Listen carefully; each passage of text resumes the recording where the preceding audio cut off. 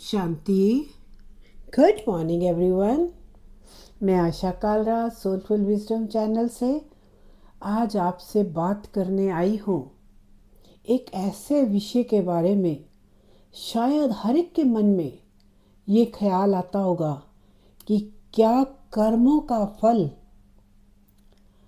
हमें किस रूप में भुगतना पड़ता है। क्या हमें उसकी सजाएं खानी पड़ती हैं? क्या ऐसे कर्म होते हैं जो माफ़ हो जाते हैं, या कुछ ऐसे कर्म होते हैं जिनकी सजाएं बहुत कड़ी होती हैं, और कुछ कर्म ऐसे होते हैं जो हमें पता ही नहीं होता, हमारे से अनजाने में हो जाते हैं। हम शायद किसी का भला करने जाते हैं और हमारा कर्म बन जाता है। हर कर्म की सजा हमें भोगनी ही पड़ती है, किसी भी रूप में। जैसा कर्म वैसी सजा। सजा ही कहेंगे, पनिशमेंट ही कहेंगे उसे। इसके अलावा और कोई लफ्ज़ नहीं है। अब क्या है कि कई बार हमारे डेली रूटीन की लाइफ इतनी अच्छी होती है कि जो हमारे कर्म हैं वो हमें इजीली कटने के लिए मौका मिल जाता है। मैं आज आपसे ऐसे ही एक कर्म की बात करूंगी जो मेरी स्वयं की बीती है। मैं आज आपसे अपने बारे में एक कर्म के बारे में बताऊंगी। जब मैं राउंड अबाउट 28 ईयर्स की थी, मेरे यहाँ एक बेटी पैदा हुई और मेरी बड़ी ननद जिनके यहाँ कोई बच्चा नहीं था, तो फैमिली में डिसाइड किया गया कि बच्चा जो है उनको दे दिया जाए, क्योंकि उनके यहाँ बच्चा हो ही नहीं सकता था, वो सबसे बड़े थे घर में। तो फैमिली में होता क्या है, किसी ना किसी को तो करना ही पड़ता है, कोई ना कोई तो करेगा। ये एक अगर भाई बहन दुखी है तो दूसरा कुछ करते ही। और हम लोग नॉर्मली हमेशा देखने में आता है कि हम लोग करते हैं ये सब, कि किसी का बच्चा किसी के यहाँ, किसी का बच्चा किसी के यहाँ। आपको लगता होगा कि कोई बुरी बात नहीं है, कि मेरा बच्चा मेरे भाई बहन के घर ही तो पल रहा है, क्या बुरी बात है। लेकिन कैसे कर्म बना वो और कैसे उसका मुझे फल मिला, मैं आज आपसे उसकी बात करूंगी। 1984 में मेरे यहाँ बच्ची पैदा हुई और 20 डेज़ के अंदर ही उन्हें सौंप दिया गया। ठीक है, मैं स्टार्टिंग में शुरू में थोड़ा सा उनके पास जाती रही, बच्चे को देखती रही। स्लोली धीरे धीरे उन्होंने जब उसको एक्सेप्ट कर लिया, जब उनको सब करना आ गया, तो मैंने अपना ध्यान हटा लिया, हो गया। आफ्टर सम ईयर्स मुझे पता लगा कि उस बच्चे को पता लग गया है कि वो उसके असली माँ बाप नहीं है, मैं उसकी असली माँ हूँ। तो when she is in 8th, एक बार वॉक करते हुए मेरी उनसे बात हुई उससे, तो उसने मुझे बताया कि मुझे बचपन में ही पता लग गया था कि आप मेरी मम्मी हो और आपने मुझे दे दिया। मैं एक सेकंड के लिए तो मुझे समझ ही नहीं आया कि बच्चे को क्या जवाब दिया जाए। देन मैंने उसको समझाया कि बच्चे, किसी ना किसी को तो ये स्टेप उठाना ही पड़ता है। अगर फैमिली में भाई बहन दुखी हैं तो कोई ना कोई तो करेगा ना। आप लोग भी हैं आपस में, अगर आप लोग एक परेशान है तो दूसरा उसको मदद करने की कोशिश करेगा। देन शी सेड कि वाई मी, वाई नॉट भाई and the other sister, why me. तब मैंने उसे कहा कि हो सकता है कि देखो, अगर आज आप खड़े हो, कल हो सकता है वो खड़ी होती मेरे सामने। आप खड़े हो, कल दूसरा बच्चा खड़ा होता, ये तो कोई भी हो सकता था। बात ख़त्म हो गई। बच्चे को समझाया, लगा बच्चा सेटिस्फाइड हो गया और हम घर आ गए। तब मुझे उसने एक बात की, कुछ समय पहले की बात है। तब मुझे when she married after kids she told me कि मैं आपसे नफ़रत करती थी, मैं आपसे नफ़रत करती थी। ये लफ्ज़ मुझे कहीं बहुत चुभे। उस दिन से मैंने उस आत्मा से सॉरी मांगना शुरू किया, क्योंकि मैं एक ऐसी लाइन में आ चुकी थी जहाँ मुझे कर्मों की गुह्या गति पता है। अगर मैंने किसी आत्मा को दुख दिया है तो मुझे उसकी पनिशमेंट तो मिलेगी मिलेगी, ये तो पक्का था। लेकिन मैं एक ऐसे अध्यात्म से जुड़ चुकी हूँ, एक ऐसे मतलब अपने एक ऐसे बीकेस के साथ जुड़ चुकी हूँ कि मुझे मालूम है कि मुझे अपना कर्म कैसे काटना है। तो मैंने माफ़ी तो मैं डेली ही मांगती थी, डेली मांगती थी। अभी 3-4 दिन पहले की बात है, मुझे सुबह के समय 4 बजे के करीब, क्योंकि मेरी आँख खुली तो उस समय 4 बजे थे, दैट मीन्स उससे पहले ही, थोड़ी पहले ही सपना आया। तो मुझे स्वप्न में देखती हूँ कि वही बच्चे, मेरी छोटी डॉटर और वो डॉटर, दोनों ने मिलकर मुझे घर से निकाल दिया और मैं सिर्फ रोए और रोए चली जा रही हूँ। और इतना ही नहीं, मुझे घर से ही नहीं निकाला उन्होंने, मुझे उन्होंने एक कोई जैसे कोई नदी सी होती है ना, नदी के किनारे जाकर उन्होंने मुझे छोड़ा, जहाँ पानी ही पानी था, उस और उसके चारों तरफ भिखारी ही भिखारी थे, जो जिन्होंने नीचे शीट्स बिछाई हुई थी और वो सोए हुए थे। एक बीच में एक मेरे लिए जगह बना दी गई, एक शीट बिछा दी गई और उस पे मुझे रहने के लिए दे दिया गया।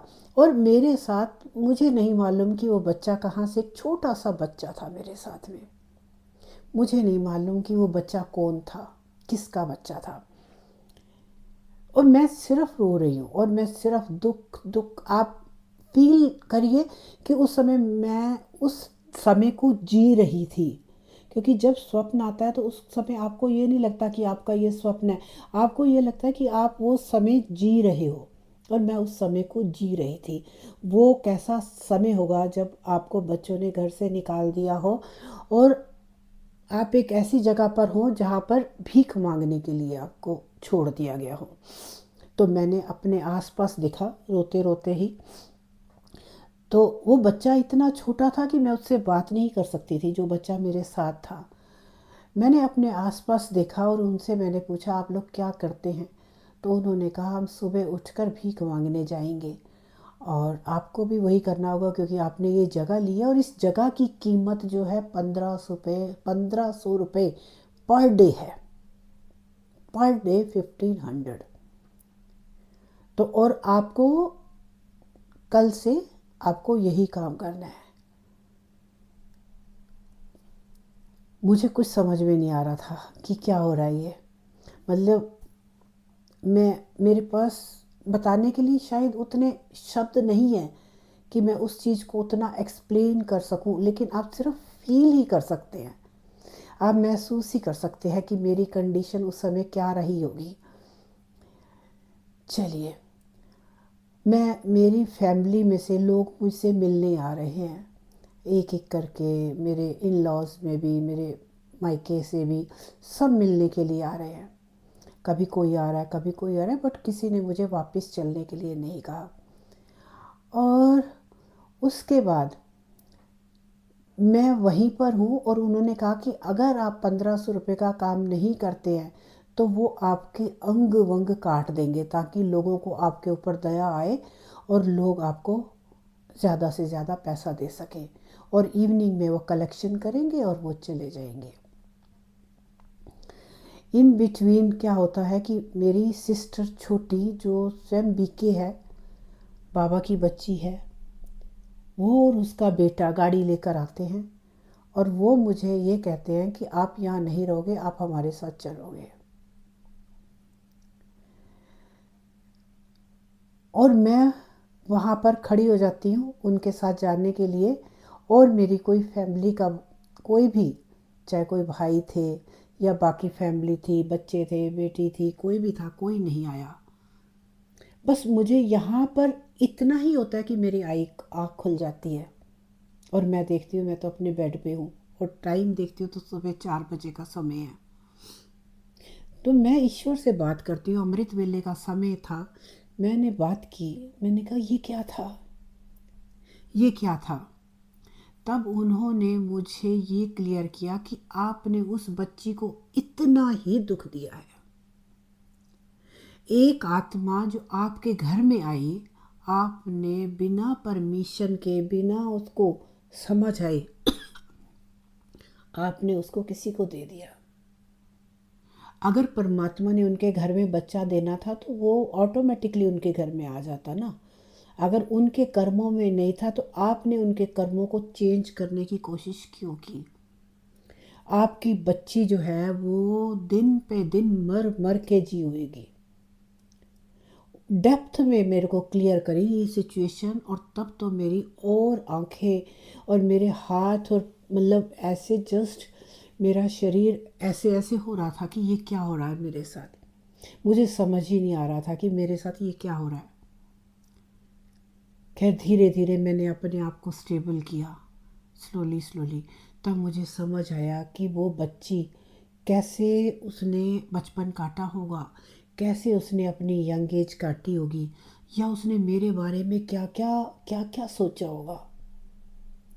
जब भी उसको कोई चीज़ नहीं मिलती होगी वो सोचती होगी, जब भी उसको बहन भाई की कमी होती होगी तो वो सोचती होगी, स्कूल में जाती होगी तो मुझे देखने की कोशिश करती होगी, ना जाने क्या क्या।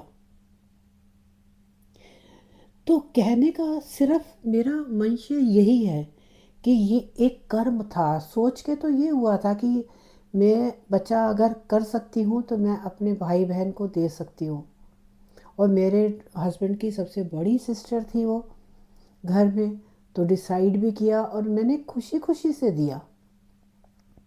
लेकिन बच्चे ने माफ़ नहीं किया, उस बच्चे ने माफ़ नहीं किया। और परमात्मा ने, क्योंकि आज मैं परमात्मा के शायद इसका मेरे ऊपर बहुत बड़ा पनिशमेंट होता कि एक आत्मा को आपने कैसे किया। पनिशमेंट बड़ा होता है लेकिन एक सपने में उस पनिशमेंट को काट दिया। उस दुख को तो भोगा मैंने लेकिन सपने में भोगा। कितनी देर के लिए भोगा होगा, आधा घंटा, मैक्सिमम हाफ एन आवर का सपना होगा। तो कहने का मतलब है कि अगर कुछ कर्म विकर्म हुए हैं हमारे से तो उनको हम काट सकते हैं, लेकिन आज हम अच्छे कर्मों के साथ उनको काट सकते हैं।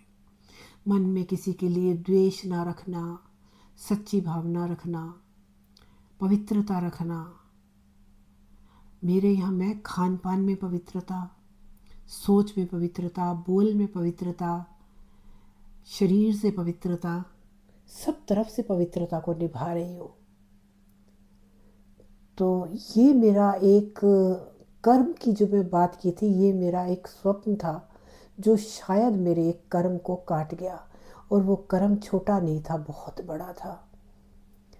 शुक्रिया एवरीवन। मैं उस आत्मा से भी क्षमा मांगती हूँ। शी इज़ माई डॉटर, लेकिन है तो ननंद की बेटी, मामी ही बोलती है। लेकिन मैं उस आत्मा से हाथ जोड़कर माफ़ी मांगती हूँ। और मैं आप लोगों से रिक्वेस्ट करती हूँ कि जो आपके यहाँ बच्चा पैदा हुआ है, देखिए ये बहुत सोचेंगे आप लोग कि ऐसा कैसे कह सकती है, लेकिन ये सच है। आप बिना सोचे समझे अपना बच्चा किसी को ना दो, किसी को भी, क्योंकि वो आपका हक ही नहीं है। आप कौन होते हैं किसी की ज़िंदगी को किसी और के हवाले करने वाले? आप कोई नहीं होते। आपने उसको पैदा किया है, वो आपके घर आया है, और आप उसे अगर किसी को दे देते हैं। बहुत बच्चे हैं बाहर, बहुत बच्चे हैं जिनके पेरेंट्स नहीं हैं, जो अनाथालय में पल रहे हैं। उन बच्चों को देने लेने दीजिए, उनका हक है उन पे। बट अपना बच्चा नहीं दीजिए किसी को। ये मेरा स्वयं का एक्सपीरियंस है। मैं किसी और के साथ इसको कैलकुलेट नहीं करूँगी कि कोई और का क्या एक्सपीरियंस रहा। ये मेरा स्वयं का एक्सपीरियंस है। शुक्रिया एवरीवन, शुक्रिया। ओम शांति।